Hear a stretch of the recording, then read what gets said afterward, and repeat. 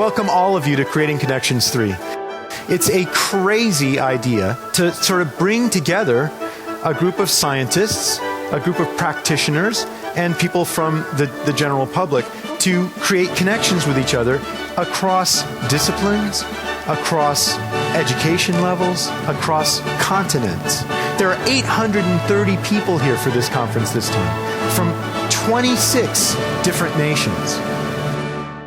Our first presenter led the field of couple therapy. I believe that we are wired in a way that secure connection with others is the royal route, the required, the primary path to inner strength and balance.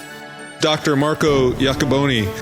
There is continuous interaction between emotion and cognition, and that we have to actually understand how these interactions work to actually intervene and make people's life better and more pro-social.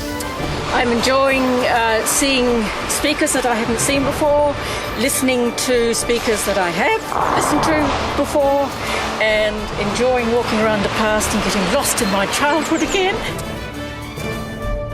Our minds will put our hearts on a leash and will try to protect us from what brings us pain, even though what brings us pain are the very things that bring us joy and connection.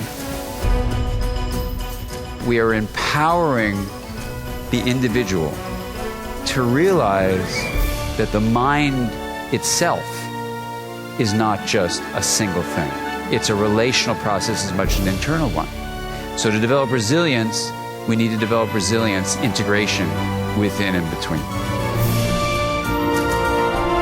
It's like taking a bunch of disparate personalities and sources of expertise and mixing them together in a blender.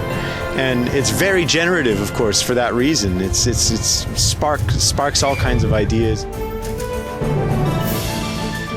So I've decided to pick some small topics: politics, culture, and morality. That the stressors we encountered since the Industrial Revolution 200 years ago, you can imagine that evolution did not have the time to adapt to that. Our fate as a species may actually depend on this. Give yourself 100% back to yourself, okay? Because the world needs each one of us to do that. I just came out from maybe the most heart-shaking and mind-breathing experience in my therapeutic, or maybe also in my whole life.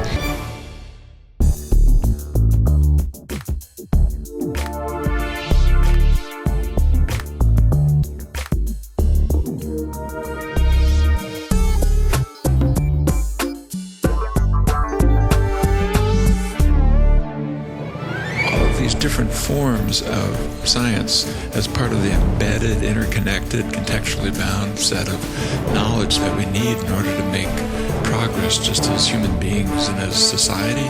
This spirit of respect and collaboration and having a vision for where things could go makes it more likely that it could happen. A community that actually represents a much, much wider community of intentionality, of caring, of kindness, of love, of rigor, of engagement.